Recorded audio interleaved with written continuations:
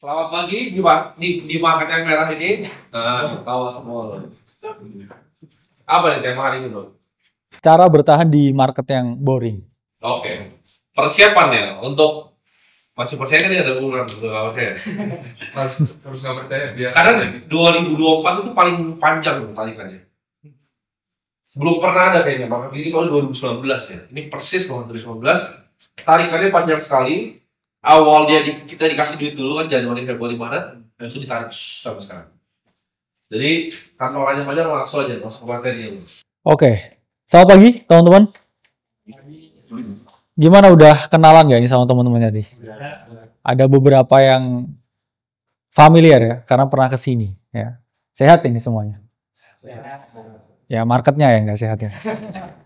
Tadi menarik ya yang dibilang Bro Timothy, di mana dikasih enaknya dulu, ya, baru spahnya belakangan. Ya, kita melihat fenomena di mana harga di awal ya, Q1, Q2 ya, dan sekarang begini, ini flagging.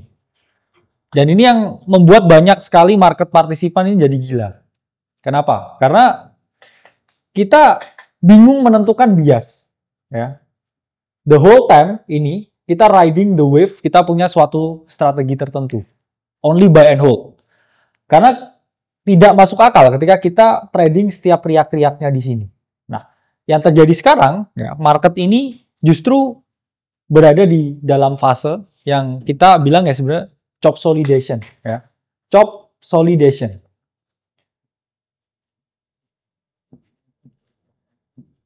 Ya, kenapa dibilang sebagai chop solidation? Ya, kita breakdown dulu. Chop itu adalah keadaan, ya, di mana price action ini memiliki volume yang rendah. Volume dan juga likuiditasnya ini sangat rendah. Solidation, ya ini dari consolidation, ini merupakan tahap ya, di mana terjadi akumulasi atau distribusi. Ya, harga yang mengalami sideways seperti sekarang. Jadi kenapa sih Bitcoin ini kok nggak langsung misalkan ya drop? Banyak yang expect drop. Kenapa kira-kira kok nggak langsung drop? Karena udah sideways-nya ini panjang banget nih, ya kan? Harusnya kalau market ya dalam jangka pendek itu kan memang mesin voting. Tapi dalam jangka panjang itu adalah alat penimbang. Yang mana dalam jangka panjang harga ini akan sesuai dengan fundamentalnya. Sesuai dengan nilai aslinya. Kita sideways parah banget. Tapi area 60.000 ya masih bertahan ya. Harusnya kalau ini distribusi ya ini udah selesai ya, di 60.000 udah nggak menahan. Kenapa masih menahan? Ya berarti masih banyak pembeli ya, atau buyer yang sangat signifikan di key area ini, dan juga mereka masih percaya dengan adanya siklus bull market selanjutnya. Karena kalau enggak ini udah selesai ya. Yang terjadi adalah ya kita dibawa ke dalam suatu ombak ya yang panjang. Karena saya berkali-kali ya jelaskan, ketika ada ya monthly close yang merah ya, bullish engulfing di monthly ya, setelah series of bullish candle itu selalu minus 40% every single time. Yang terjadi ya semenjak masuk Q2, merah sebulan, hijau sebulan, merah sebulan, hijau sebulan ya. Seperti itu terus. Dan yang terjadi ya banyak ya yang holder altcoin ya ini minus 50 sampai 70% di dalam fase yang tidak menentu ini. Ya dibilang chop solidation. Karena ini baru terjadi ya seperti ini. Every single time ada bearish engulfing merah di monthly ya. 1 bulan Bitcoin close merah turun selalu langsung minus 40%. Tapi itu yang nggak terjadi sekarang ya. Banyak sekali ya yang kita lihat kalau para spekulan itu mulai menjual, tapi pemain-pemain besar ya seperti BlackRock sold zero Bitcoin. BlackRock ya, entitas keuangan terbesar di dunia, yang ada mereka terus membeli. Mereka menjaga ya krusial area di sini supaya ini dia tidak tertembus. Ya, yang hancur sekarang memang atensinya. Atensi orang terhadap kripto. all time low sekarang, paling rendah. Tapi kita juga harus memahami, ya biasanya kenaikan harga itu terjadi ketika nobody expect that.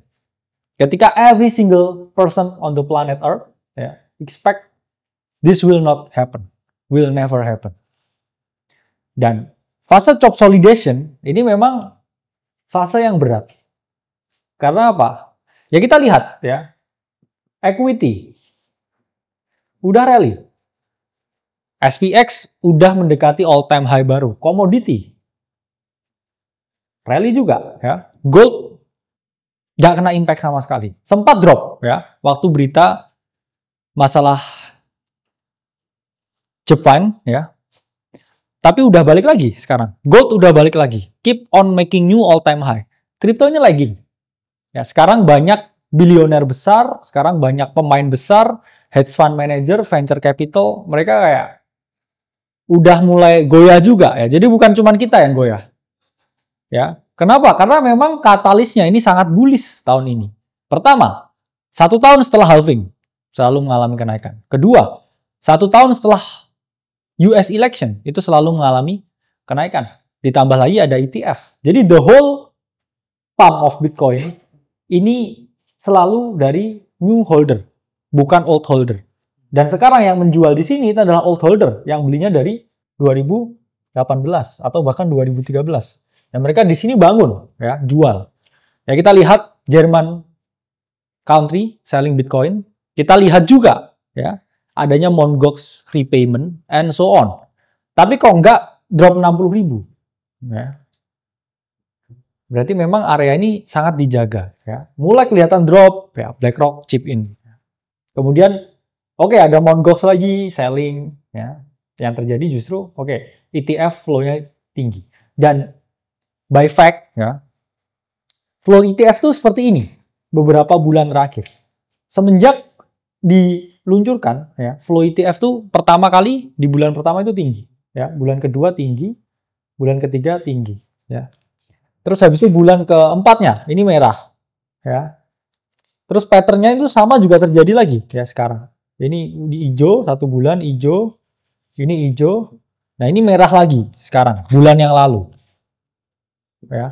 Jadi September banyak yang bilang sekarang kan udah September, gimana? Historical data satu memang Bitcoin ada potensi major correction based on historical data. September itu selalu merah, orang bilangnya September. Ya. Selalu merah. Tapi kalau kita lihat inflow-nya ETF, ini pattern-nya seperti ini. Dan ya ada potensi ya, 3 bulan inflow lagi. Pertanyaannya gini, kok ketika ETF ada inflow, ya 3 bulan nih, ya 3 bulan hijau, sebulan merah, 3 bulan hijau, sebulan merah. Waktu 3 bulan merah ini, ya, selama Q2, Q3. Hijau semua ETF-nya. Kok nggak naik harganya? Masih ada selling pressure. Dari mana? Dari Mt. Gox. Ya, dari mana? Dari Jerman. Dan juga old holder, ya, yang saya bilang, beli di sini, ini mereka gunakan momen ini untuk melakukan yang namanya cash out. Oke, ini tahun ini bull market, ya ada ETF, ada ini semua. Saya udah hold dari lama. Let me take some profits. Ya, mereka akhirnya realizing di sini. Dan itu yang terjadi yang membuat yang namanya chop solidation. Kok nggak naik-naik? Orang-orang lama ya gunakan liquidity dari ETF dan juga bullishness. Ya, saya bilang dari political event dan juga dari Bitcoin halving untuk mereka close ya, posisi yang mereka udah beli di awal. Nah, gimana caranya bertahan di chop solidation ini? Market yang boring. Saya bisa lihat ya, turun sekali interest tentang kripto, banyak orang yang udah nggak mau bahkan kayak involved di market ini. They already give up. Ya. Gimana caranya? Ya, pertama, just do nothing. Just do nothing. Karena memang ya, do nothing itu bisa menjadi salah satu strategi juga dalam berinvestasi. Teman-teman harus memahami, semakin banyaknya ya, kita coba involve di keadaan market yang tidak pasti seperti ini, semakin tinggi pula ya potensi kita mengalami yang namanya kesalahan, kegagalan, kerugian. Dari 5 trade ya, misalkan ya 10 trade, probabilitasnya selalu yang benar ya, ini ya 5. Tapi kamu juga involve dengan potensi salah juga 5 kali. Ini menunjukkan apa? Ya, sometimes the best thing to do is nothing. Dan untuk diam saja itu yang paling sulit kadang. Kita lihat market ya mulai naik, wah 20%, mulai FOMO lagi, mulai mulai gerak lagi, Bitcoin 4-5%, mulai FOMO lagi. Ya padahal kita tahu ya every single pump itu selalu di retrace ya dengan keadaan yang ada seperti ini. Dan do nothing itu yang paling sulit, yang paling berat. Ya. Karena sebenarnya ya ada kecenderungan kalau manusia itu sebenarnya nggak pernah bisa ya perform dalam keadaan stres yang sangat tinggi. Ini kurva X and Y ya, X-nya ini adalah tingkat stresnya ini. Y ya, ini adalah performa.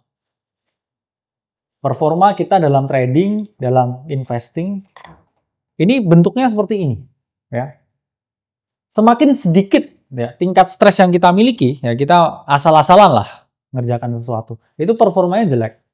Tapi at some point, ya, semakin tinggi ya tingkat stres yang kita peroleh, ini semakin tinggi juga performanya. Sampai ada suatu titik di mana ketika kita memaksa ya dengan tingkat stres yang jauh lebih tinggi, di situ performa kita juga di sini mulai menurun. Teman-teman harus memahami ada sweet spot-nya di mana kita harus berhenti memperdulikan ya semua ini ketika ada di sini. Dan ya do nothing itu yang paling sulit.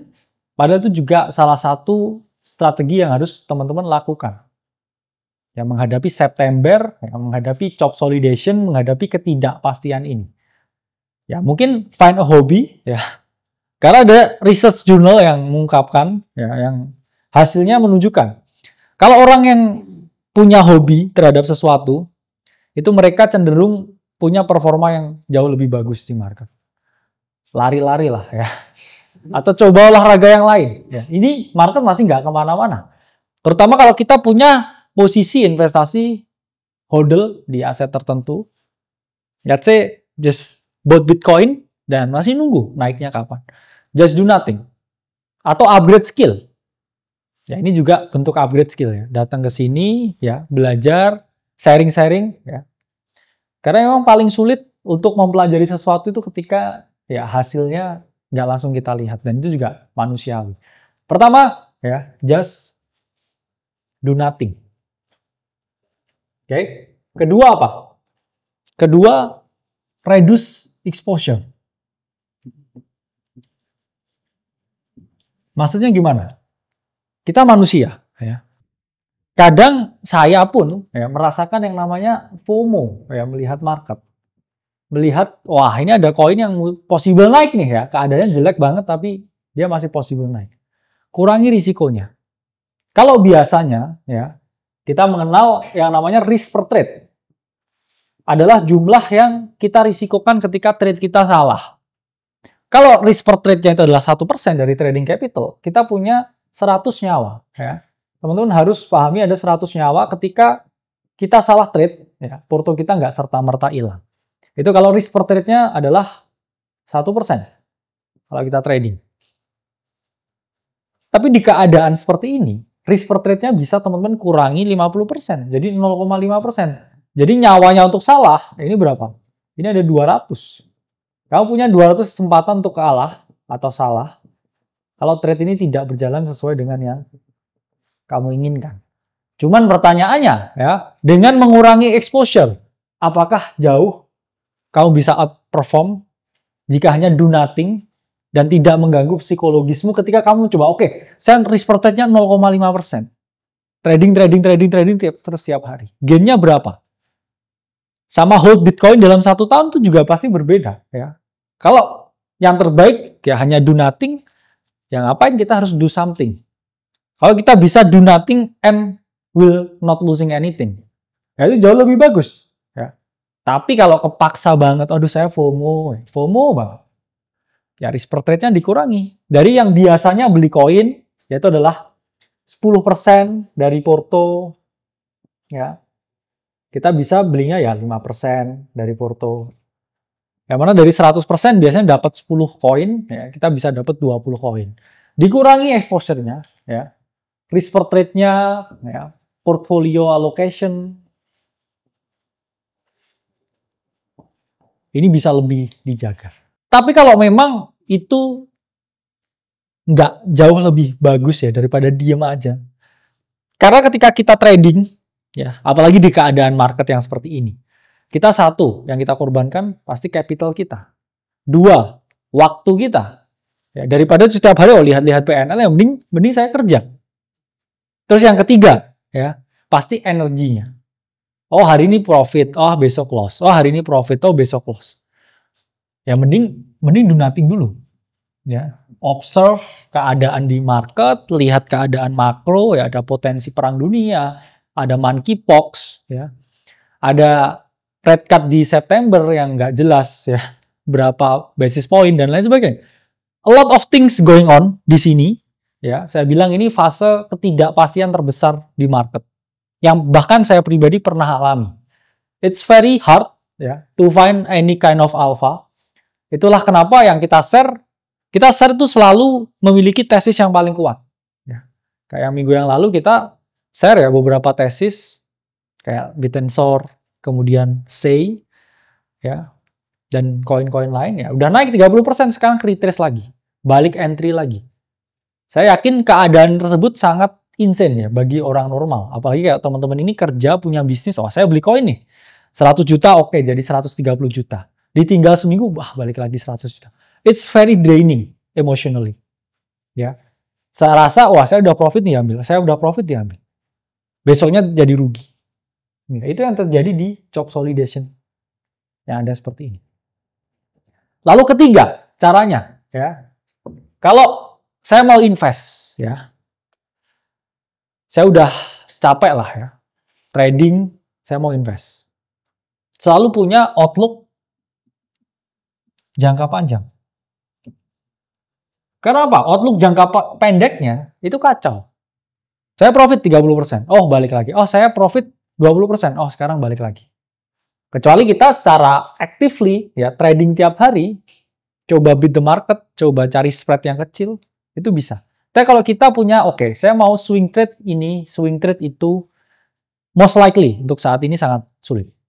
Kecuali kita just buy and hold. Oke, saya punya conviction yang tinggi. Sangat tinggi terhadap Bitcoin. Saya mau nggak timing-timing lah the market. Saya punya exposure Bitcoin. Ya berarti nggak perlu ya, tengok-tengok market terus setiap hari. Punya exposure jangka panjang. Saya yakin Bitcoin itu selalu naik setahun setelah halving. Selalu naik ratusan persen setahun setelah halving. I don't know when, but it will go up. Kita hanya fokus pada satu tesis. Saya jelaskan ya. Informasi, it's all about quality, not quantity.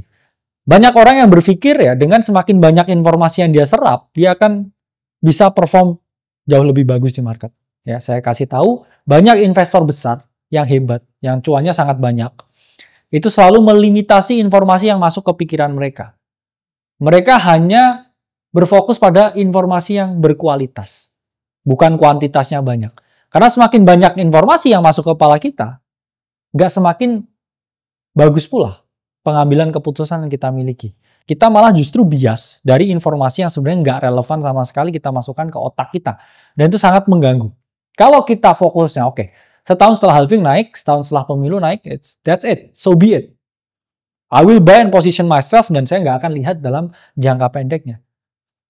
Oke, ini masih di retrace nih, ya berarti beli lagi. Berarti harus multiple entry strategi. Saya harus pakai entry beberapa kali. Saya harus pakai entry yang banyak. Kalau oke, saya punya conviction, this altcoin will be the next Solana misalkan. Sekarang udah terdepresiasi kok, semua altcoin ini minus 80% dari rilisnya. Dan sebenarnya by data, 214 hari setelah halving, itu probabilitas ya Bitcoin dominance turun dan terjadi alt season. Jadi alt season ya ada probabilitas ya happen di akhir tahun depan. Tapi belinya di akhir tahun ini, ya, bukan tahun depan, akhir tahun 2024 ini. Ya belinya ketika semua terdepresiasi dan terdiskon. Ya, oke, saya punya exposure 2% ke koin A, 3% ke koin B, 3% ke koin C, dan lain sebagainya. It's all about position sizes, ya. Yang mana ya paling gede ya tetap harus Bitcoin. Ya, portfolio manajemen at least ya 30% punya Bitcoin, 50% punya Bitcoin. Baru sisanya bisa disebar. Yang terjadi justru kebalikannya dengan orang-orang yang ada sekarang. Mereka gede di satu koin berharap di situ jackpot. Market switching seperti ini. Ya, mereka rugi. Bahkan banyak juga ya teman-teman ini yang udah flipping ya, loncat-loncat dari akhir tahun yang lalu ya, profitnya udah multiple terus terakhir kepentok di naratif yang nggak terjadi. Jadi dia selalu all in ya. Bener, all in lagi, bener, all in lagi, bener, ya, compounding ya. Terus habis itu yang terakhir, ini narasinya nggak terjadi. Dia back lagi ke entry di mana dia pertama kali invest di kripto. Banyak sekali. Ya. Ini yang terjadi kalau kita nggak bisa manage ya portfolio sizes dan juga allocation yang kita miliki. Nah, sedikit bahas ya masalah technical. Ini kan kalau outlook jangka panjang. Ya. Saya pun juga nyaranin teman-teman sekarang exposure-nya tetap heavy dulu di Bitcoin. Kalau mau altcoin, Ethereum is very discounted at this point. Ya, Ethereum is very discounted. Kalau teman-teman cek sekarang gas fee-nya, protokolnya Ethereum itu sepi, gas fee sangat murah, like pre-COVID event. Ya, jadi Ethereum is very cheap untuk punya exposure sekarang di 2.500. It's very good ya, exposure. Kalau teman-teman punya thesis bahwa Ethereum is a programmable money, ya, dan at some point akan ke 5.000, which is double dari sekarang, atau ke 1.000, ya 4 kali dari sekarang. It's very good time to have some exposure. Ya, karena di holding saya ya yang besar, itu saya selalu 80% Bitcoin, 20% Ethereum. Baru sisanya ya itu di spirit account yang berbeda, itu baru saya punya exposure ke koin-koin yang kecil. Tapi itu sangat kecil dibandingkan dengan exposure Ethereum yang saya miliki. Karena ya Ethereum, kenapa ya saya masih bullish? Kenapa memang orang banyak yang bilang, oke, Solana ini lebih bagus ya di cycle ini. Kenapa? Karena banyak penjudi yang mainnya di Solana. Ya, Solana is very user friendly untuk mereka yang trade koin-koin kecil. Tapi Ethereum it's only programmable blockchain ya untuk para pemain-pemain besar. Institusi itu selalu nggak pernah lirik Solana. Cuman PayPal ya institusi besar yang lirik Solana. Institusi besar mereka selalu ke Ethereum building protokolnya. Ya. Itulah mengapa ya saya bullish dengan Ethereum masih untuk sekarang. Dan saya percaya 2025 banyak sekali ya protokol yang akan dibuild, terutama protokol dari perusahaan-perusahaan besar ke Ethereum. Nah, jadi outlook jangka panjang ya untuk sekarang ya Bitcoin, Ethereum. Tapi kalau masih mau beli beberapa altcoins for diversification 2-3%, 5%. Ya, mau beli koin A, koin B, koin C. Yang terjadi adalah sekarang ya orang-orang ini beli koin A, koin B, koin C tapi sama 100% portonya. Ya, minus 70% ya mereka hampir kehilangan semua. Ya mana itu nggak akan pernah terjadi kalau kita dari awal ya ini punya risk dan juga money management yang bagus. Ya, cara bertahan lagi di market boring ya. Ini pun lebih ke technical wise ya. Selalu gunakan ya technical analysis yang lebih advance. Apa maksudnya lebih advance? Kita tahu banyak sekali yang glorify chart pattern ya atau trading ini pakai head and shoulder. Ini bullish pennant and so on. Banyak yang menggunakan ya garis diagonal jauh lebih daripada garis horizontal. Let's say seperti ini ya. Harga mengalami kenaikan seperti ini. Nah, banyak yang memiliki kecenderungan untuk mereka positioning menggunakan chart pattern ya. Jadi di sini ya dia melakukan yang namanya buy. Tapi yang terjadi apa? Ya market seringkali seperti ini. Ya dia buy di sini, dia naik dulu nih. Seakan-akan mau breakout lah, terus dia turun. Ya. Dan kemudian di sini dia bouncing. Ya. Nah, di horizontal supportnya. Nah, dia di sini bouncing. Ya, ini yang terjadi di market saat ini. Ya. Kenapa market saat ini ya yang sangat choppy, yang sangat ranging, ini cenderung lebih prefer garis yang horizontal daripada diagonal. Karena ya it's all about liquidity game sekarang. Ya, jadi para algo ya, para quant ini saling membunuh ya, di range ini ya, range low-nya dan juga range high-nya. Jadi untuk sekarang ya di market yang sangat choppy, any chart pattern is just doesn't work at all. It's all about liquidity game. Dan di mana mereka pasang limit buy dan juga limit sell ya pasti di horizontal line. Ya. This is the line where they make significant move para smart money. Ya. Jadi ketika kita coba trading chart pattern, yang terjadi adalah kita hanya melihat ya kecenderungan-kecenderungan di sini yang mungkin nggak terjadi. Sehingga ya horizontal line more applicable sekarang dibandingkan diagonal line. Ditambah lagi ya yang terjadi sekarang ini adalah seperti ini ya. Ini naik ya. Nah, dia membuat yang namanya the grab atau apa? Ya, stop hunt event di mana harga ini dibuat seakan-akan break dari area of value tertentu. Untuk apa? Ya untuk mengecoh para retail. Untuk membunuh ya stop loss yang ada di sini. Ya. Kemudian dia RTO ya atau return to origin, balik ke range-nya lagi baru mengalami kenaikan. Dan bahkan ya bukan hanya the grab, ya, kita juga perlu memperhatikan liquidation area. Apa itu liquidation area? Jadi pasar derivatif ya, kebalikan dari pasar spot, itu ada ya yang namanya area likuidasi. Di mana para trader, ya, likuidasi zone-nya ini selalu berada di titik-titik tertentu. Ini bisa dilihat di berbagai free platform, ya, seperti CoinGlass. Ya, kita bisa pakai super chart-nya.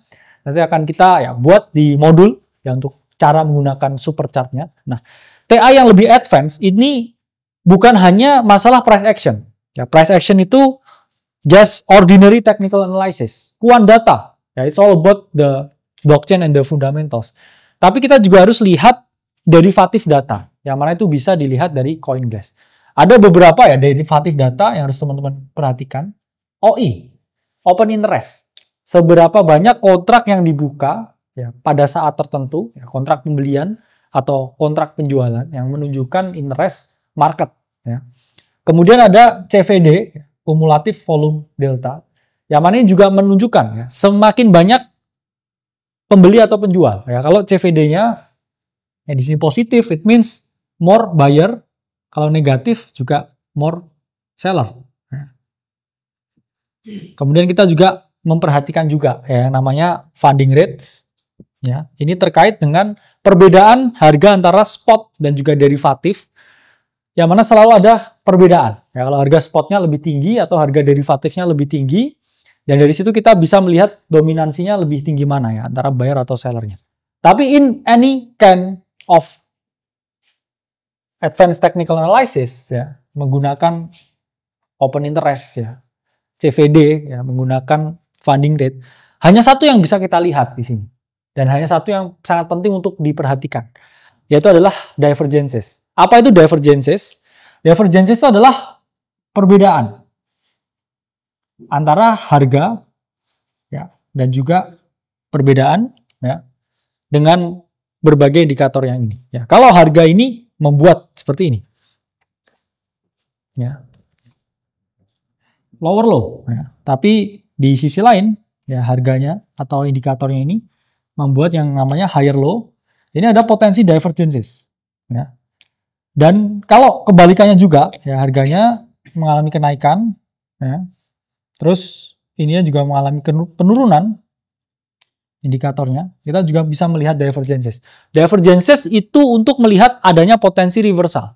Ya, jadi kita bisa menggunakan advanced TA untuk melihat area likuidasi, ya, dan juga kita melihat divergences. Dan yang terakhir, untuk bertahan ya di market yang sangat boring, selalu lebih condong ke new listed coins. Kenapa? Karena liquidity selalu ada di koin baru yang dirilis di exchange tertentu. Ya, kayak minggu yang lalu, ya kita share ya DOX ya, DOGS yaitu naik 47% ya dari entry point yang disampaikan. Habis itu retrace lagi, ya balik lagi ya. Chop solidation, market always retrace a big move.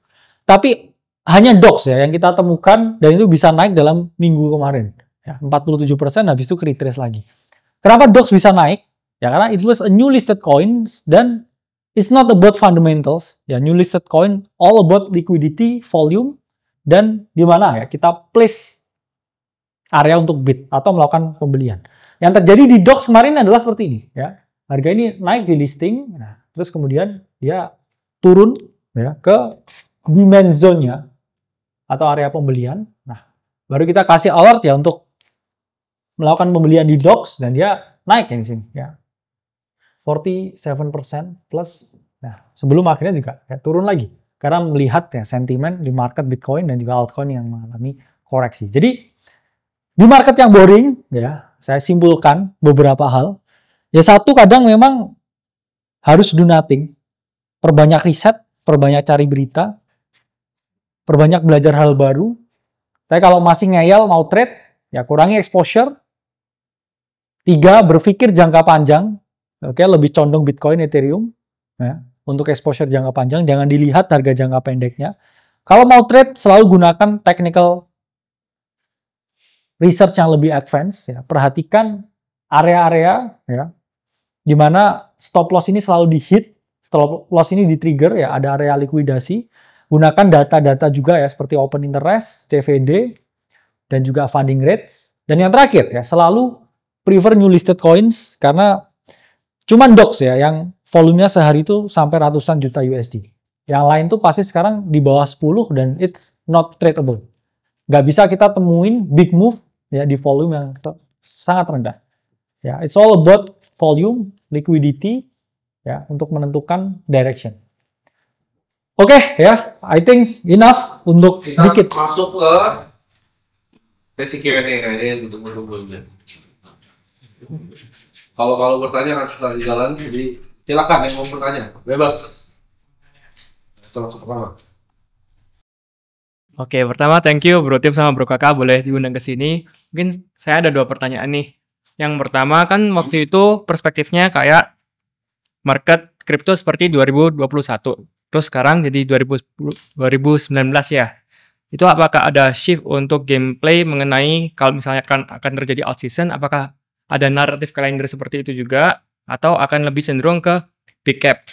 Sama pertanyaan kedua, mungkin lebih ke personal, bagaimana untuk atur portfolio management, karena sebelumnya mungkin saya ambilnya yang pakai barbell strategy nih. Waktu itu 70% BTC, setelah itu 30% ambilnya alts yang small cap semua sebar di situ. Setelah itu naik, sekarang drawdown balik lagi kayak 50-50. Nah, kira-kira apakah perlu ada adjustment yang perlu dilakukan? Apakah seperti apa? Atau better do nothing dulu untuk kondisi saat ini? Gue jawab secara global makro dulu ya. Jadi itu pertanyaan yang sangat bagus. Apakah sekarang itu kenapa ke seperti 2019 ya? Ya jawabannya karena marketnya kita lihat seperti itu sekarang, berubah, kondisinya berubah. Nah tapi kita lihat ya, tadi pertanyaan itu bagus banget. Apakah stay di big caps atau ke lower caps? Nah kita bisa lihat pertama dari data dulu Ethereum kita lihat. Ada yang tahu gas-nya berapa? HCS kan?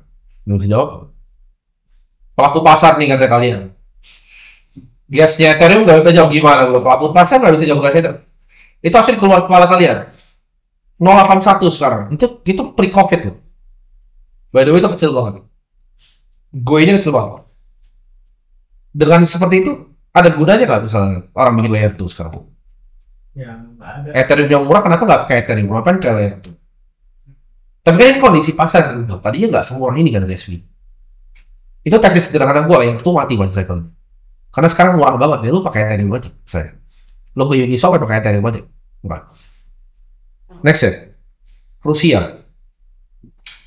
Kan banyak bilang kemarin tuh berita positif. Menurut gue itu berita yang sangat negatif. Kita analisa itu berita yang sangat negatif. Rusia accept Bitcoin as cross-border payment dan dia lagi, kalian bisa cari Rusia lebih banyak bikin exchange crypto sekarang. Karena mereka kenapa oligarkinya pada kena sanctions di luar. Ini luar biasa dangerous karena kalau sampai Kamala Harris yang menang ini bakal dicegah. Dan kripto mungkin kita akan melihat tidak naik ya 2025 kalau sampai Kamala Harris menang. Karena Rusia ini. Jadi market itu kan setiap kali ada informasi baru, situasi berubah dan kita harus adaptasi. Jadi yang sekarang kita adaptasi secara makro itu dari dua tadi. Satu, Ethereum jadi sangat murah, dua itu Rusia. Nah, Rusia ini bahayanya apa? Kripto akan dijegal sama semua dunia yang berkoalisi sama Amerika. Karena mereka nggak akan terjadi. Orang gua keluarin lu dari banking system kita, kenapa lu malah mau pakai kripto? Dan itu kan terbukti sebenarnya use case-nya kripto kan. Setelah kena sanctions, oligarkinya di Rusia yang sekarang main-main di Dubai, di Thailand, di Phuket, di Bali, itu mereka semua pakai apa? Kripto. Nah, itu yang akan dijegal luar biasa. Dan kita lihat, koin-koin kecil. Naratifnya itu apa sih? Kalau kita lihat ya, orang bilang, oh banyak turun. Memang sebenarnya turun. Uniswap turun berapa? 78% lebih. Lido, staking Ethereum terbesar, turun berapa? 88% lebih betul. Semuanya turun. Kenapa? Karena satu, mereka kebanyakan contoh, Eigenlayer juga 31 miliar gagal total kan. Airdropnya nggak jadi dibagi. Kenapa? Karena secara project itu mereka kebanyakan fokus untuk bikin token dan nggak terlalu ngurusin user sekarang di crypto. Ya, kita lihat barang-barang misalnya kayak DEX yang listing baru tuh hancur semua. Karena mereka fokusnya jualan koin. Mereka nggak fokus sama real user ya. Karena kalau kita, kenapa itu terjadi? Karena secara luas ya, AI kita emang jalan. Nggak kemana-mana. Yang jalan apa? AI di mana? Saham. Kripto tuh nggak seseksi 2021 narasi. Store of value-nya yes. Tapi narasi teknologi as a whole enggak. Jadi secara makro orang lebih ke, ngapain gue beli itu? Kenapa gue nggak beli saham-saham yang small cap di AI? Yang perusahaannya jelas, yang real. Sedangkan ini developer baru kemarin sore mau ngambilin duit gue di coin di Web3. Jadi itu perspektif ya, sebagai kayak fund manager global. Mereka itu melihat, why would I invest di kripto kecil sekarang? Kalau kalian lihat ETF dari Ethereum sama Bitcoin dan Ether berapa banding berapa? 1:9. Bitcoin total 1,5 miliar, ETH itu 173 ya? 173 miliar. Fidelity punya Bitcoinnya 360-an juta. Ya, ETH itu cuma 170, semuanya digabung jadi satu. Setengah dari Fidelity punya. Itu kan udah kelihatan narasinya. Apakah semua orang bakal ada ETF? Nggak mungkin. ETH nggak laku, ETF ETH itu nggak laku. Hari ini di 22,1%. ETF-nya nggak laku. Ya. Jadi, apakah gua akan fokus di small cap? Menurut gua, for di 2025, gua akan tetap lebih, gua setuju dengan gaya heavy barbell 70-30 itu menurut gua very nice combo. Jadi kalau lu pelajarin, kalau di quant kan ada beberapa strategi, salah satu ada namanya risk parity. Lalu itu volatilitasnya per aset berapa?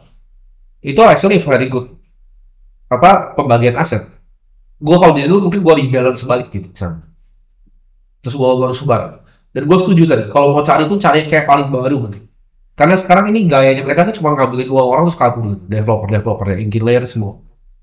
Jadi cari aja orang-orang kayak begitu, karena listing di semua cek besar itu kebanyakan turun semua sekarang. Orang udah mulai bosan sama gaya nyari duitnya. Jadi yang orang lakukan adalah kalau koin-koin on-chain zaman dulu tuh udah pakai bot semua sekarang.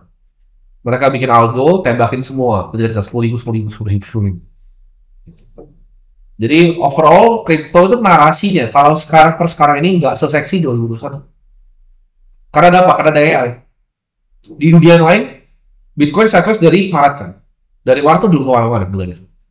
Di dunia lain, S&P itu udah mau dekat all time high sekarang. Kenapa? Karena ada narasi AI tadi. Seksian narasi di kripto tahun 2021. Gitu jawab. Terjawab? Ya, terjawab.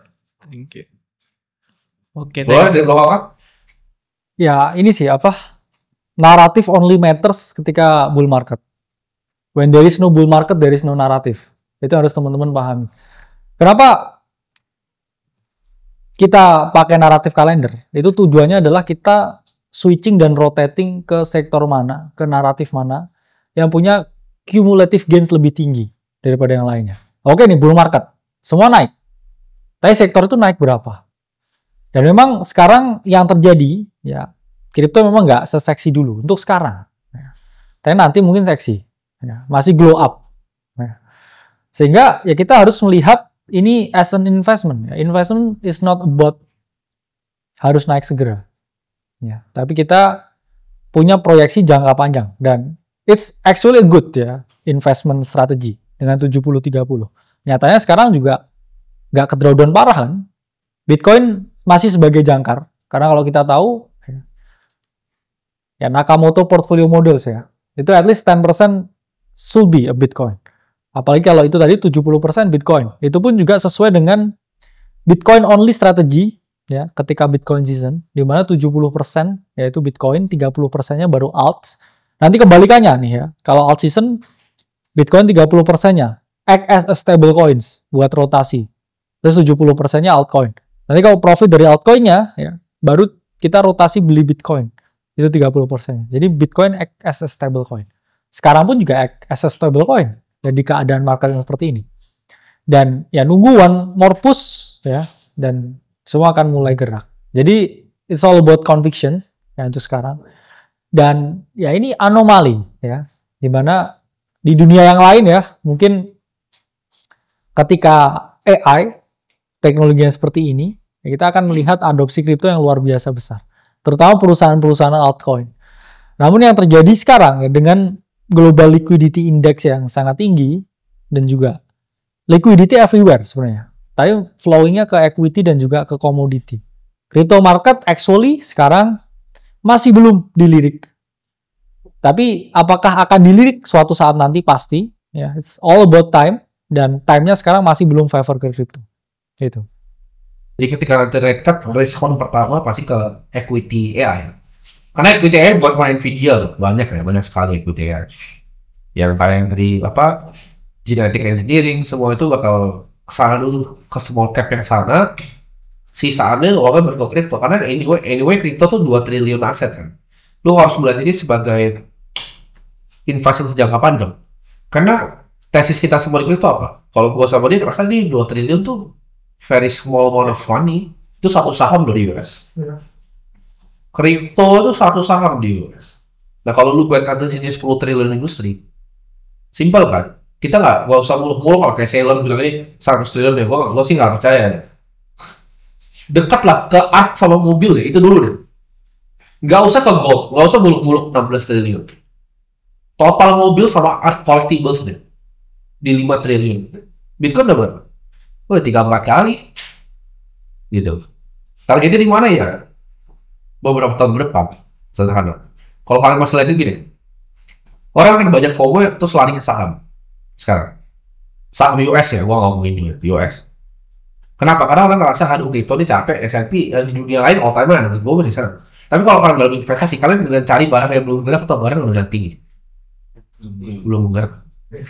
Di saat semua orang nyerah, itu di saat bikin uang paling banyak. Karena gue bikin uang paling banyak di kripto tuh di saat semua orang nyerah. 2022 Desember. Gone. Cuma akademi kripto, satu-satunya di Indonesia. Yang mau ngajar kripto, yang bikin edukasi dan itu cuma satu di Indonesia. Semuanya hilang, gitu. Habis FOMO, siba hilang tuh. Uangnya hilang, selalu hilang. Nggak ada yang selamat. Cuma gue di saat kayak ini gue paling seneng tuh. Sekarang ini ya, walaupun sebenarnya ini agak anjing sih, all time high ini di satu itu di all time high gitu, nggak sih? Jadi kayak di atas gitu, satu itu. Jadi orang tuh nyerah gitu. Orang itu nyerah dan berhenti. Tapi justru di saat orang nyerah dan berhenti, it's my favorite time to chip in into the market. Saatnya kita scaling down the market. Ya walaupun gue sama dia juga posisinya sebenarnya ada overexpose ya gue. Kalau secara portfolio teori kita punya salah juga gitu, karena kita overexpose sekarang. Harusnya cash kita lebih besar untuk bisa nembaknya sekarang lebih banyak kan. Ya gue juga overexpose banget, tapi gue masih percaya. Karena gue udah pernah riding game ini so many times. Dari zaman 2020 di saham Indo, 2019 di saham Indo, 2015 di saham Indo. Sekarang di kripto 2022 gue udah pernah ngalamin cara 2024. Ini mungkin loh, salah satu tahun tersulit kripto 2024 ini. Satu kuartal dikasih sub naik, satu kuartal naik. Sub ETF dibantai. Tapi dibantai di atas, di langit gitu. Sampai turun. Jadi berdarahnya pelan-pelan. Yang bisa survive dari ini kedepannya akan naik tinggi. Terus orang akan bilang lu hoki gitu. Kalau mereka nggak tahu tahanan itu gimana. Tapi kalau benar tesis kita 2020, kalian tinggal lihat 2019. ini naiknya luar biasa. Kalau sama mereka, nah gue expect bikin sama dia apa? Saat mesin ya mungkin masih sampai September lebih kali gue. Kita malah harapnya dibanting dulu sekali, cepet ke bawah, jemput semua bawah baru. Karena kalau begini lama loh, ini bakal lama. Semoga terjawab ya. Ya, Thank you bro kakak, bro Tim. ya, you're not poor ya, you're just pre-rich ini. Amin, amin. Next, ada yang mau bertanya? Halo Kodim, Prof Kakak. First of all, thank you for the invite ya. Aku jauh-jauh datang dari Taiwan. Thank you. Dari Taiwan. Oh, Kasih tepuk tangan dulu. tetangga. Iya, aku udah ikutin Kodim dari zaman saham ya. Kodim ini sangat fundamental gitu. Other from pegang Bitcoin atau Ethereum dari sisi karena ngeliat intrinsic value-nya. Itu kalau Kodim pernah mention tentang price earnings-nya Ethereum kalau nggak salah ya. Ya. Itu di 500 kali pas itu. Dan sekarang di 400 kalau nggak salah atau 40 gitu. Kodim tuh ada nggak sih kira-kira kayak price earnings wajarnya Ethereum itu seharusnya berapa gitu? Jawabannya nggak ada, karena crypto kan di value di harga yang nggak masuk akal, karena ini aset baru. Kalau lu mau ngomong PE-nya Nvidia, orang kan banyak bilang belum ketinggian sebelum earnings call yang terakhir ya. Mereka bilang mau ketinggian Nvidia. Amazon pun pernah ketinggian loh. Amazon tuh pernah di PE 100 lebih. Semua tech company will be valued di PE yang tinggi. Kenapa? Karena network effect kan make cost law kan di sebuah teknologi kan. Network effect makin banyak orang yang ada di jaringannya akan makin bakal ke jaringan, dan dari hukum itu satu orang menang semuanya. Ya kan? Kenapa Instagram tuh susah sekali diganti? Karena kalau lu pakai Instagram, teman-teman lu pakai Instagram, lu akan mau postingin di Instagram, teman-teman mau lihat tuh postingan di Instagram. Sama seperti ini, kita sekarang ada 12 orang gitu, duduk di meja ini misalnya. Salah, 11 orang di meja ini. Kita tuh 11 orang ini. Berapa sih jaringan komunikasi lu bisa ada di sini? Lu bisa ngomong sama dia, lu bisa ngomong sama gua. Ini network effect. Nah, itu ketika terjadi di Ethereum. Jadi per node itu pangkat dulu. Dia akan menang semuanya. That's why dia di value sangat-sangat tinggi. Sangat mahal. Nah, tapi balik lagi, sebagai global investor, macro investor, would you invest di sini sekarang? Atau lu cari yang kayak di 100 di high? Itu pertanyaannya. Apakah seksinya sekarang? Menurut lo enggak? Apalagi gue mau cari kecil-kecil. I don't think so. Tapi kalau tanya PE yang wajar berapa? Jawabannya tidak ada. Ya kan tadi itu berapa PE sekarang? Tinggi ya? Ya. Valuasi itu kemampuan dan kemauan dari ownernya. Kemauan dan kemampuan dari owner. Jadi kalau lu lihat PE yang wajar berapa, bisa jadi di 1000 wajar kayak Ethereum. Ethereum kalau ada di 4000, PE-nya berapa? 1000. Jadi nggak ada jawaban yang PE bisa berapa. Karena nggak semua bisa di value pakai PE. Itu jawaban. Sama mungkin satu lagi ya. Kan tadi juga ada sempat di-mention tentang inflow dan outflow-nya Ethereum dan Bitcoin ETF ya. Cara thought prosesnya aku penasaran banget sama thought prosesnya Kotim sama Prof Kakak tuh cara bukan mempredik, lebih tepatnya mungkin men-forecast gitu. Inflow yang akan datang ke kripto. Mungkin apa pakai macro cycle atau pakai mungkin ngelihat mata uang yang dolar indeksnya turun atau gimana gitu. Simpel banget. Kalau info dan crypto, artinya cuma basically lu cuma ngomong dua aset kan, Bitcoin dan Ethereum. Simpel. Kalau lu dari institusional investor, lu mau alokasi 3% ke kripto, emang berapa persen di Bitcoin, berapa persen di Ethereum itu doang? Itu udah pasti jawabannya. Kalau kuat modal banyak kan pakai risk parity masih. Itu udah ketemu jawabannya 1/9 masih. Dia masih cuma 1/9 masuk ke Ethereum, 8/9 taruh di Bitcoin. It's kayak matematika yang dandil. Makanya harganya akan segitu. Tapi kalau lu tanya apakah forecastingnya ada flow masuk yang besar, jawabannya sekarang itu baru institusi yang masuk. Ya, Millennium Management, BlackRock, Fidelity, belum terlalu banyak retail sebenarnya. Kalau lu lihat volume aslinya dari ETF sendiri, ETF di Ethereum, bahkan di Hong Kong, itu retailnya masih sangat amat kecil. Tapi kalau bisa orang-orang yang dulunya nih, orang dulu nggak mau di Vanguard besar-besar, misalnya Total Matter Index Fund atau yang lain, mereka alokasi deh 5%, 6%. Ketika kripto mulai dominan di market, kayak gue bilang tadi, kita lihat dari total market cap ya, misalnya 20 triliun aset plus, 15 triliun aset plus, kayak gitu. Berapa infonya mainnya? Akan stabil, karena kita belum dapat uang tabungan kayak S&P. S&P kenapa sulit mengatur? Coba. Kenapa S&P sulit tuh? Mungkin karena di rebalance terus. Satu, direlabel sama institusi, tapi dua, itu tabungan hidupnya retail.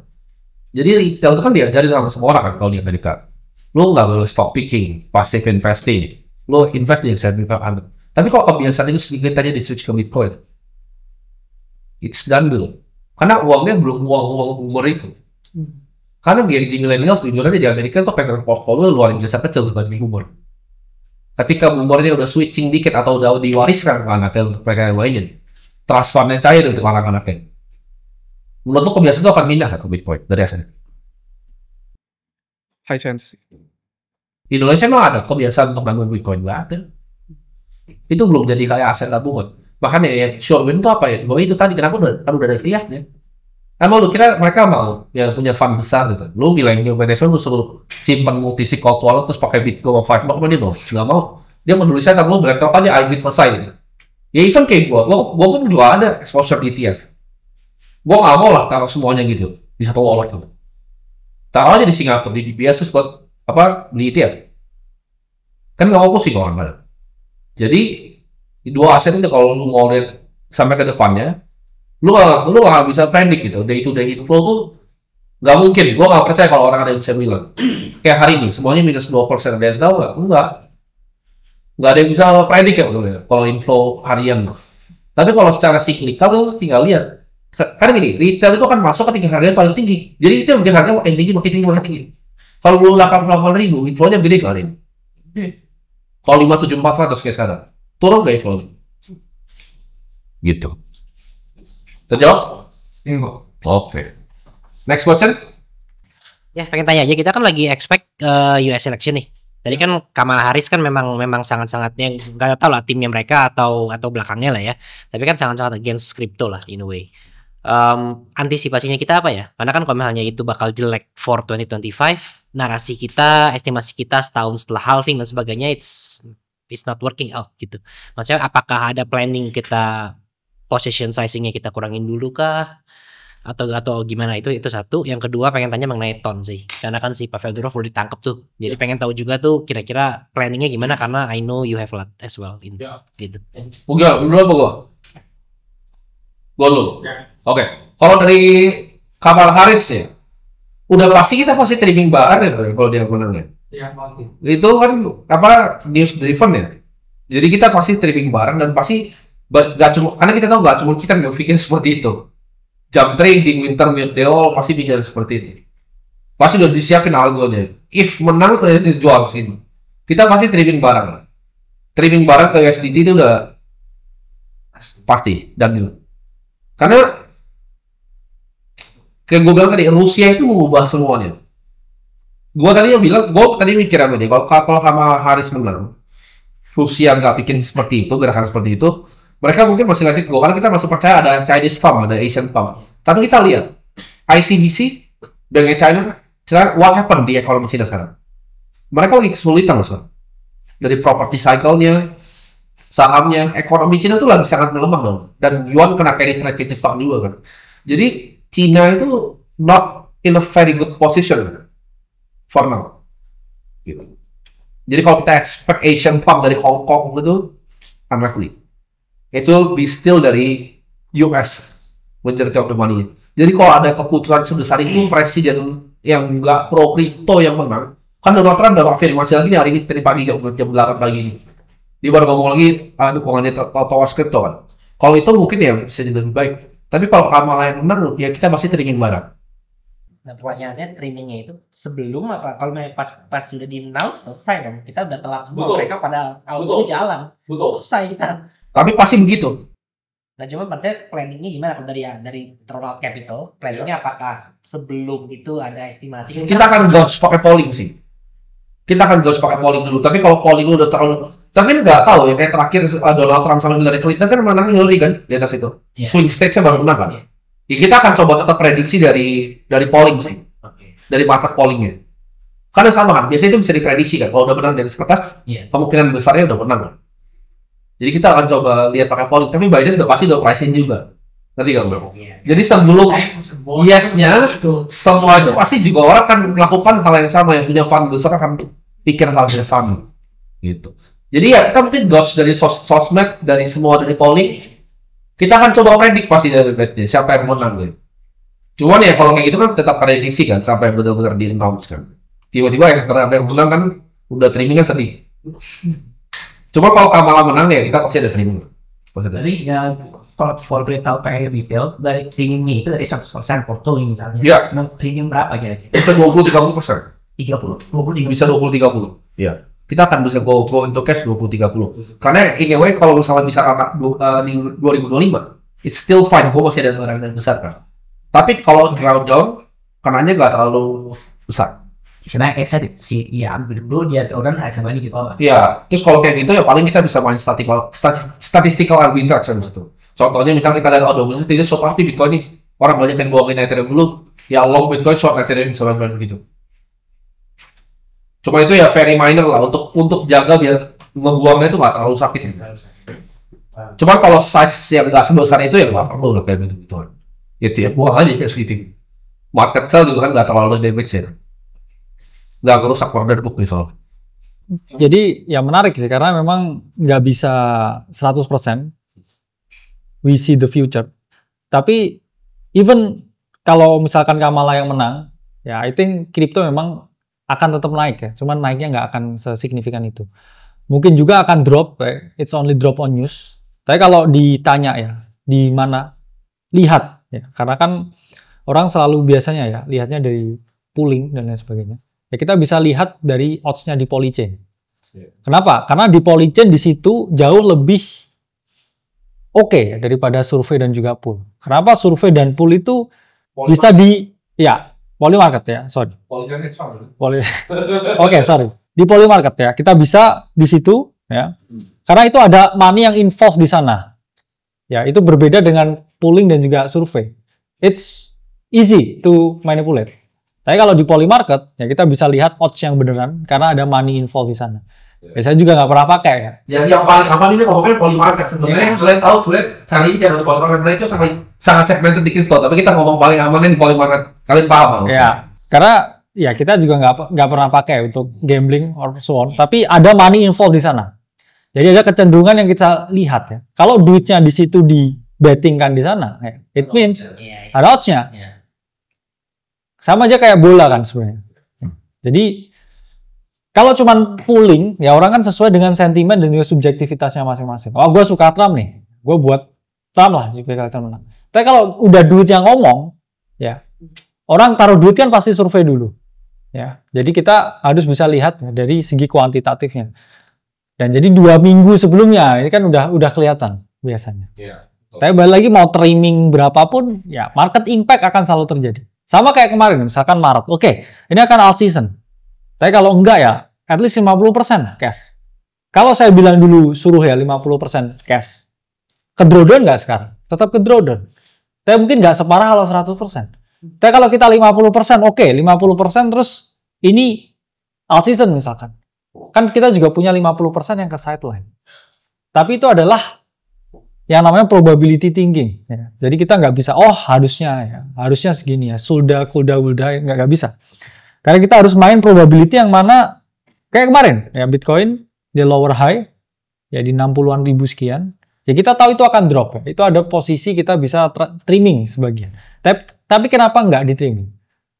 Karena ketika di situ dia run up ya, dan naik, ya, kita akan jauh lebih pain ya, dengan kita nggak punya exposure sama sekali.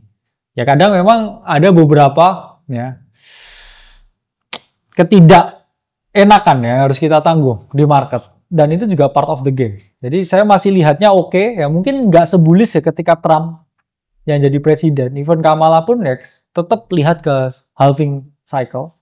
Based on intrinsic value, Bitcoin only going up. Ya. Siapapun yang jadi presidennya, itu by data. Ya. Presiden Biden pun ya dulu, yang kita bilang juga nggak pro crypto. Ya, dia masuk ke dalam pemerintahan, itu kan 2 tahun pertama juga pump. Yang berat itu kalau presidennya mau diganti, nah itu bear market biasanya. Jadi ketika siapapun yang jadi presiden ini masih honeymoon lah. Tapi kalau dia udah mau ganti presidennya, nah itu saat yang terbaik buat trimming. Itu bagus banget sih dari probabilistic. Probabilistic thinking itu dibutuhkan di dalam investasi karena ini banyak yang orang nggak punya pemikiran dalam investasi. Di investasi apalagi di market, kita pun tahu tidak ada yang pasti. Ya. Jadi lo street market itu kayak lo main poker. Bisa kita main poker dengan sih. Kalau lu ada yang mikir, oh ini siapa yang bodoh di sini, itu berarti kemungkinan lu yang bodoh. Kalau lu nggak tahu who's the sucker in the room, lu mungkin you're probably the sucker in the room. Kalau dalam lu main poker, lu harus tahu kan probabilistic thinkingnya seperti apa. Lu nggak tahu kartunya orang apa. Lu nggak ada kepastian, nah itu persis kayak di market. Tapi apa yang gue bisa lakukan terbaik dari posisi gue, bet-nya berapa, race-nya berapa. Berarti ya? Itu sama seperti market. Jadi nggak ada, kalau orang bilang, oh Bitcoin pasti ke segini, nggak ada itu pasti. Kita cuma prediksi Bitcoin ke 88.000 kalau menurut kita. Kita nggak tahu kapan, tapi kita positioning kalau itu terjadi. Kenapa kok masih ada cash ya kalau itu? Kan gue sudah bilang punya cash kan? Karena tidak ada yang pasti. Kalau pasti memang kita kali 100 ya orang paling kaya di dunia ya kan? Orang bilang, kok ini nggak bisa prediksi begini-begini, kok nggak tahu kalau perang tuh? Ya kalau kita tahu, kita orang paling kaya di dunia kayaknya. Ya. Tinggal kita kali 100 saja setiap move local top, local bottom, local top. Nggak ada yang tahu. Nobody can predict the market. Kita cuma bisa lakukan apa yang terbaik secara probability di fakta dan data yang dikasih di kita. Contohnya, kenapa kita berani bilang, oh ini off season nih pas banget. Semua matrix bilang itu off season. Kalau kita tetap pegang cash, tapi kita posisi accordingly yang kita salahkan. Tapi was it a wise bet? Nah, ini sulitnya tentang market. Lu rugi bukan berarti belum tentu lu salah loh sebenarnya. Dan lu benar bukan berarti lu pintar juga. Nah itu maksud tuh sulitnya begitu. Sama persis kayak poker. Kadang lu kalah bukan artinya strategi lu kalah, lu fault bukan arti strategi lu salah kan. It's the best move yang lu bisa kasih di hands yang lu dikasih. Itu cara lu mikir ya buat poker. Kalau lu udah masukin ke otak lu akan makin jauh, pelan-pelan akan makin jauh. Mau nggak jauh? Sama ton. Kalau ton karena kita besar, tapi ya posisinya di dalam portfolio tidak besar. We will still hold. Sorry. Kira-kira di porto bisa berapa persen? Ton berapa ya? 2,5. Ya, 2,5 sampai 3%. 2,6 maksudnya. Iya, 2,6%. Thank you, bro tim, bro kakak. Jadi gue mau nanya kan, dari tadi kita ada sedikit singgung AI ya. Nah, AI kalau kita lihat sekarang kan emang lagi thriving banget. Bahkan Nvidia kemarin udah nge-outperform Apple lebih semua. Nah, tapi kalau bahkan kayak kita lihat di news kayak perusahaan-perusahaan gede itu tuh dia lagi hiring talent-talent AI secara besar gitu. Nah, cuman dari pandangan gue yang mungkin bisa banget salah, kayak gue ngelihat nih kalau mirip dengan .com pada saat itu orang kan nge-hiring juga gila-gilaan. Apakah dalam waktu dekat industri AI itu bisa bubble juga kayak .com bubble? Dan kalau itu terjadi, apakah AI itu apa dampaknya pada industri kripto gitu? Ini jawabannya sangat sederhana. Amazon kena bubble loh .com. Jadi Amazon kan? Dari. Ada yang IBM kena .com nggak? Kena. Jadi IBM jatuh kan? Kenapa? Depends on the company. Karena kalau bilang Nvidia bubble, tapi siapa sih bisa bikin chip kayak Nvidia buat itu? Satu dunia ini deh. Who can produce chip? AMD saudara dia juga kan satu keluarga. Siapa bisa bikin chip kayak Nvidia? No one. Siapa bisa bikin produk kayak Amazon? Nggak ada. Kenapa? Karena Jeff Bezos tuh tahu setiap inefisiensi yang terjadi di e-commerce market. Karena dulu dia adalah trader di .com, di D-Show hedge fund teman. Jeff Bezos tuh bukan orang miskin di rumah. Itu miskonsepsi yang dia pakai apa? Pintu itu kan dulu. Taruh di meja itu kan apa? Berlutut itu. Nggak ada, itu semua cuma rekayasa. Dia itu head trader di D-Show. Itu hedge fund paling besar loh pada zaman. Dan dia lihat inefisiensi di market. Nah, Amazon itu dulu jatuh kan. Orang bilang kan bapak dulu baca deh shareholder newsletter dia. Pas .com bubble. Dia ngomong, wah kita nggak takut. Kita tahu apa yang kita jual. Dan marketnya akan seperti ke depannya. P-nya hampir 100 kan waktu akhirnya. Apa yang terjadi? Amazon jadi besar kan? Iya. Jadi orang paling kaya dalam 2000 dia sekarang. If you bet on the right company, nggak masalah kan? Resesi dia. Apa yang hancur apa nih? Lehman, Bear Stearns. JP Morgan mana? Hidup gak? Hidup. Goldman Sachs? Hidup. Depends on the company. Depends on the company. Bitcoin bakal hidup nggak kalau ada drop sampai 10.000? Bakal hidup, itu Bitcoin sih. Gitu. Ethereum bakal thrive nggak? Bakal. Coba lah lu bikin smart contract di luar Ethereum. Kalau nggak mati-mati itu networknya, ya kan? Ya itu sih sebenarnya bikin gua juga sama crypto ini kayak kayaknya ada faktor tipu-tipunya di desentralisasinya ya kan? Yang TPS-nya cuma cepat banget.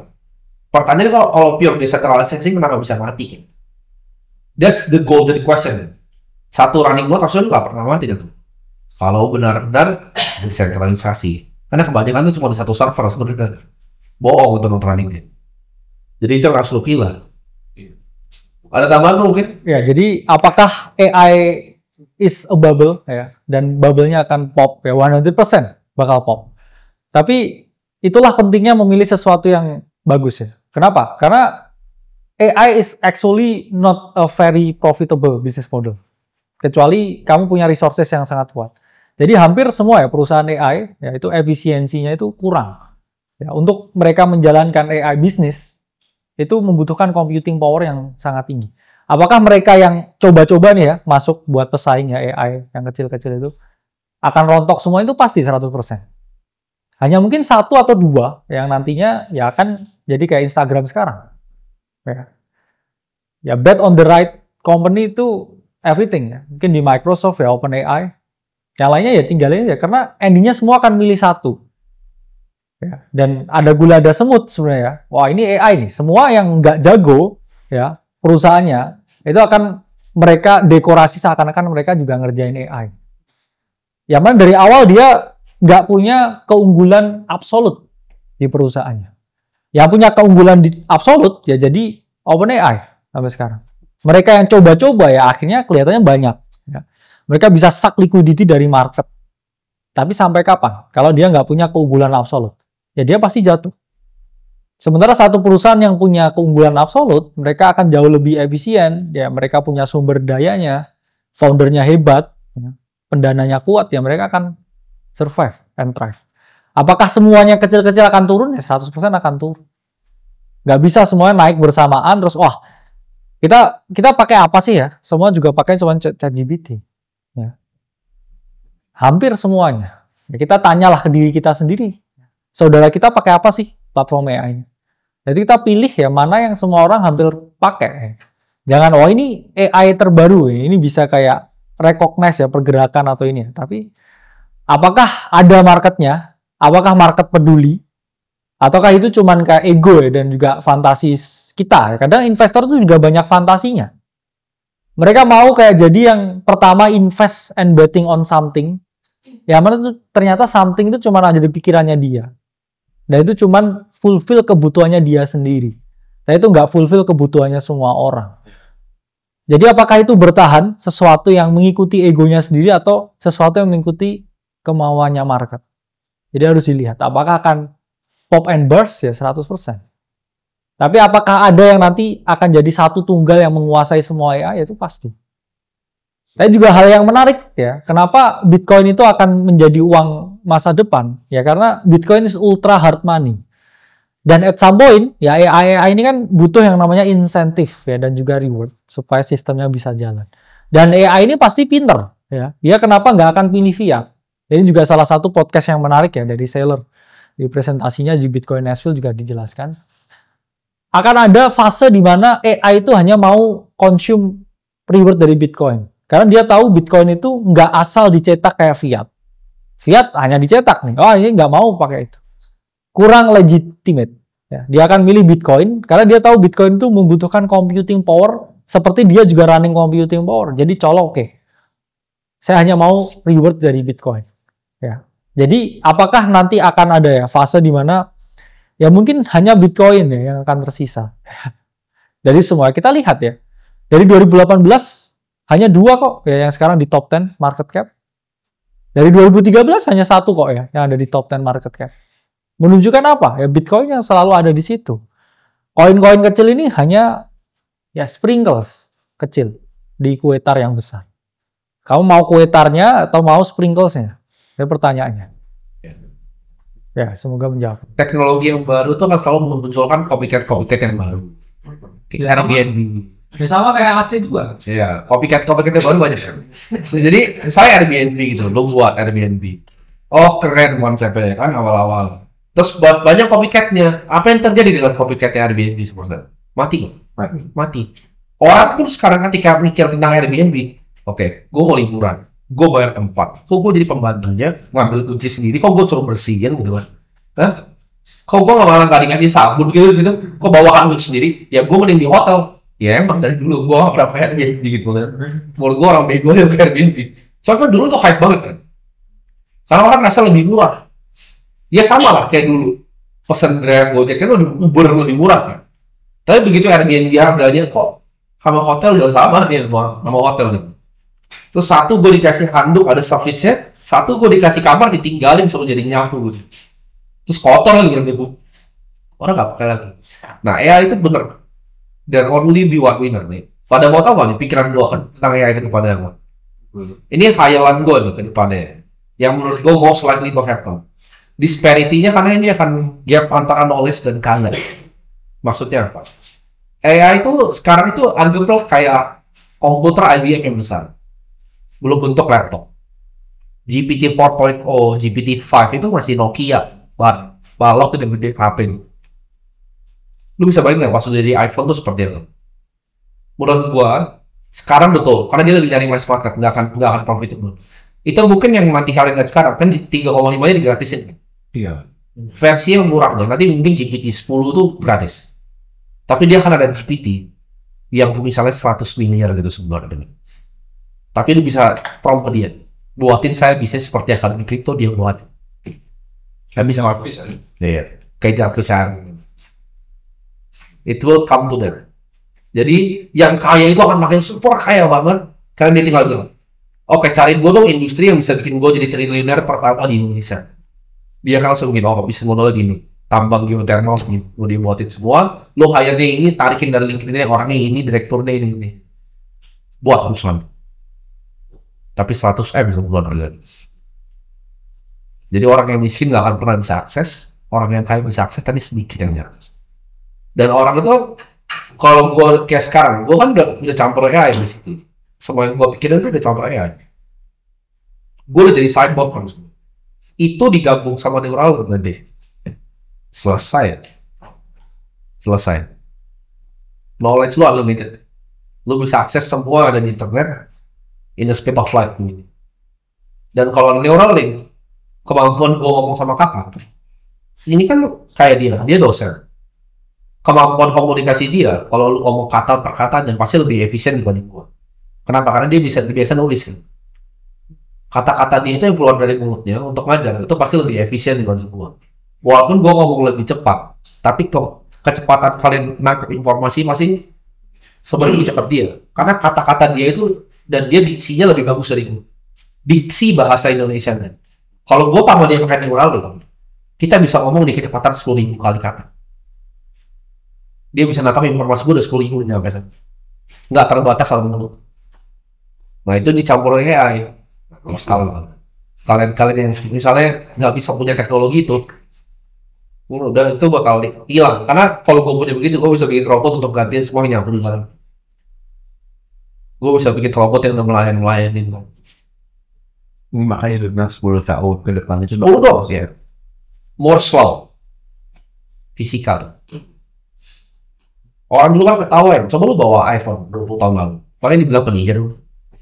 Sama, ntar ada penyihir lagi nih, 10 tahun lalu. Nggak lama, 10-20 tahun lalu. Jadi, the gap is closing. Antara lu bisa kaya banget untuk akses AGI-nya itu, yang udah nanti jadi Artificial General Intelligence. Ya kita nggak tahu siapa yang bakal menang. Tapi yang nyampe AGI duluan, itu akan begitu. Lu mau pakai AGI-nya ya lu bayar mahal sekali. Akan dapat sana. Dan yang lainnya gratis, yang kecil-kecil biasanya. Semoga terjawab ya, Maria. Next ya. Ayo, bikin question terakhir.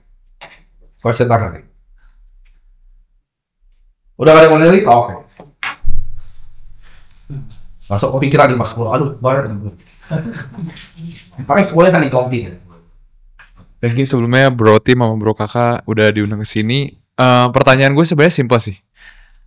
Kalau altcoin ini menurut kalian lebih ngarahnya ke fundamentals atau sebenarnya attention aja? Attention.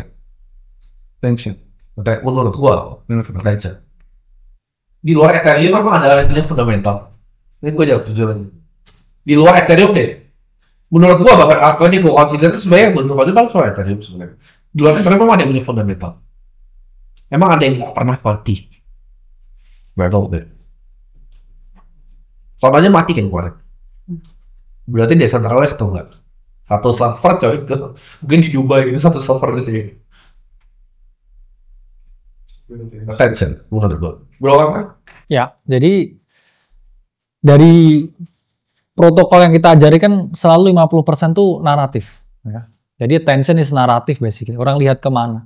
Baru 20%-nya fundamental ya, 30%-nya technical ya. Itu pun cuman buat entry dan exit. Yang mana juga nggak ada entry exit yang absolute di market. Jadi it's all about to attention and narrative.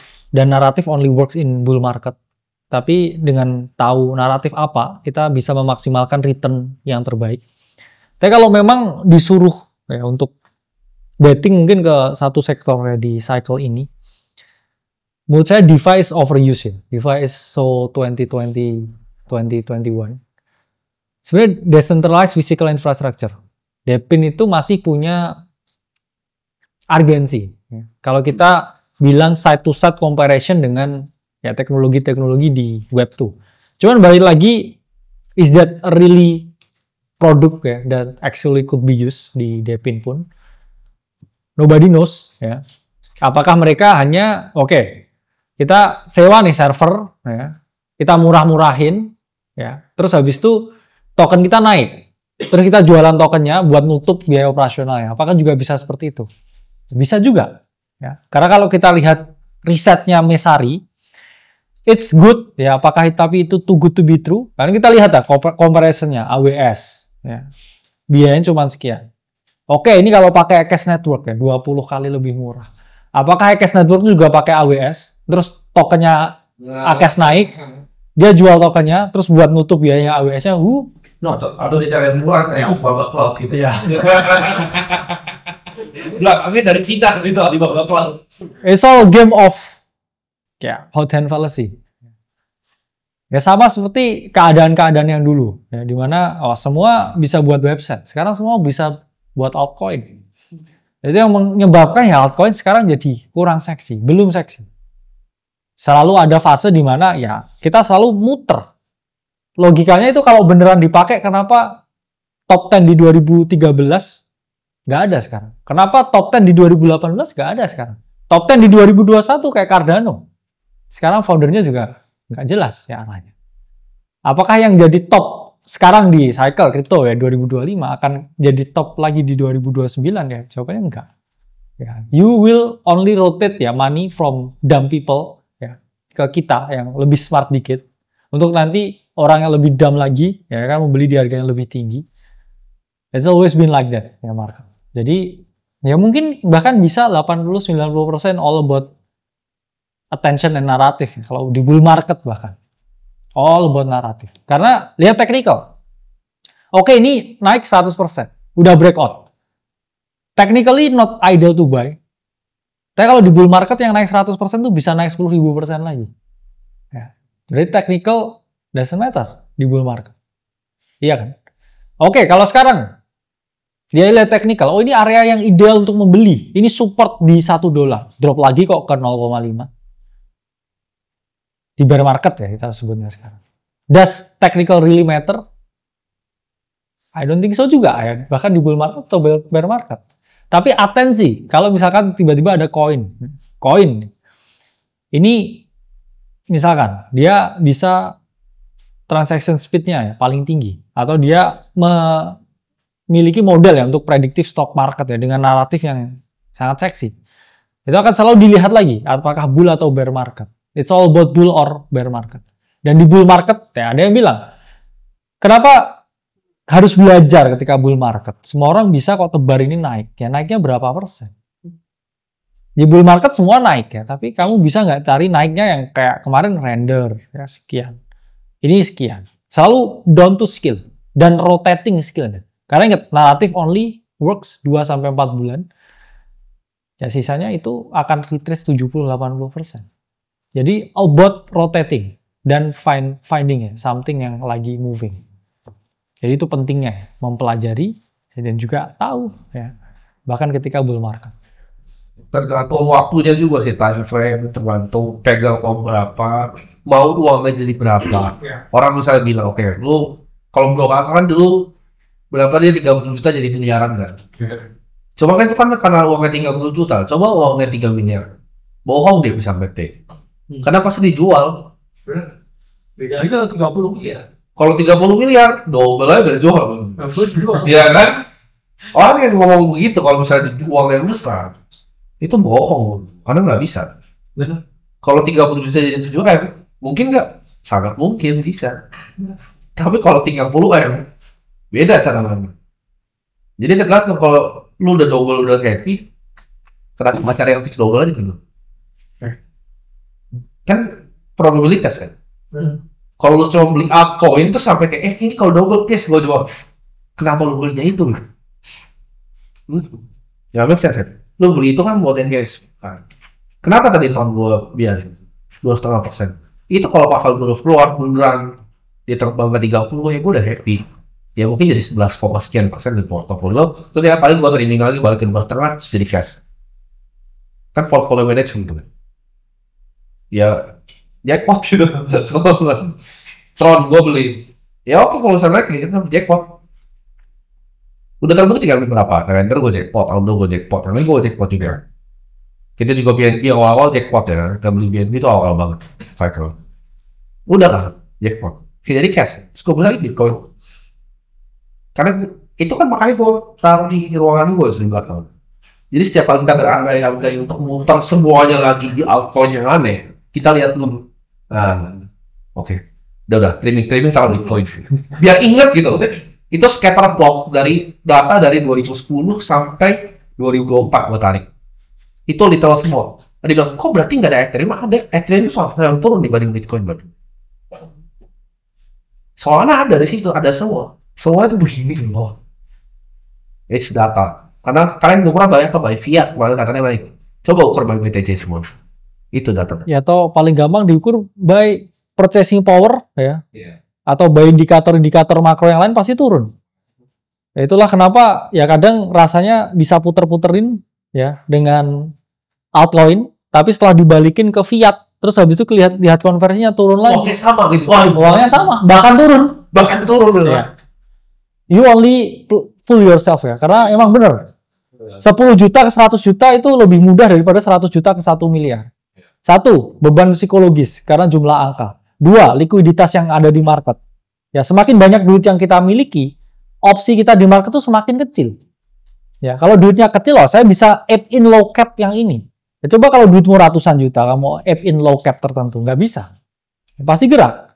Ya, berarti kan udah di situ kita udah dibatasi dengan pilihan. Ya, semakin banyak duit yang kita miliki, pilihan itu semakin sedikit actually.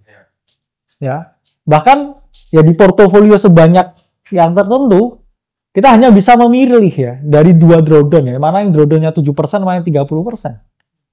Karena dua-duanya sama-sama drawdown. Mana yang sial, mana yang lebih sial. Ya, mana yang sial, mana yang lebih sial, ya kan? Jadi di jumlah portofolio tertentu, yaitu goalsnya itu hanya mempertahankan kekayaan. Dan itu pun juga suatu skill set yang harus dimiliki, yang mana itu juga berbeda dengan mencari kekayaan. Mencari kekayaan, ya bilang. Mencari kekayaan, wah sulit. Belum kaya-kaya. Percayalah mempertahankan itu jauh lebih sulit lagi. Karena ketika kita gain uang, portofolio, kekayaan kita naik, ekspektasi kita tentang hidup naik nggak? Naik. Dan itu yang membuat kamu harus terus keep on growing up. Oke, punya 1M, seneng. Preferensi tentang gaya hidup juga udah berubah. Tapi apakah ya itu akan naik terus? Ya jawabannya enggak. Ada fase seperti ini, stagnan. Tapi kamu pasti nggak bisa, ya mungkin gaya hidup dan juga lifestyle itu bisa kita turun. Tapi ekspektasi kita tentang uang dan juga, oh ini ntar bisa naik segini lagi nih. Itu nggak akan pernah kita bisa rubah. Dan itu sebenarnya manusiawi. Dan itulah kenapa kita gila di keadaan yang seperti ini, karena kita setiap hari expecting, wah, kalau nggak naik-naik nih ya marketnya, wah, kok ini masih drawdown nih koinnya, wah, bener nggak nih tesisnya seperti ini. Dan itu sebenarnya yang membuat kita hidup, ya. Ketidakpastian dalam kepastian, itu yang membuat hidup. Itu orang bilang kan, secara legal tuh orang biasa orang financial atau udah rusak kan. Makanya kayak Eric David yang bikin Citadel, kayak beli apa, dinosaurus, fosil dinosaurus atau lebih. Karena persepsi mereka terhadap uang tuh rusak. Ya sebenarnya in a way juga, ini di PIP kan ada monitornya. Lu tanya dia, seminggu ini gue hilang loh kayak 70M lebih kan. Jadi perspektifnya itu tentang uang tuh udah rusak. Kayak apa, ini masih gini udah pakai. Oh anjir gak dapat segini nih tahun ini. Yang tuh lihat portfolio kita masih, aduh kena drawdown nih 22 nih misalnya. Rusak gitu, otaknya tuh jadi rusak. Jadi mempertahankan kekayaan, manage capital sama dapat uang tuh game yang beda. Paling gampang tuh dapat uang, itu yang paling gampang. Mempertahankan itu. Nanti lu udah mulai mikir hedgingnya sama fiat value-nya berapa. Apakah ada emas batangan di portfolionya, udah mulai mikir gitu di balance check kemana. Nah, itu yang sulit lagi. Gitu. Ini semoga terjawab ya. Oke, that's all right untuk hari ini. Thank you teman-teman semuanya. Kasih tepuk tangan.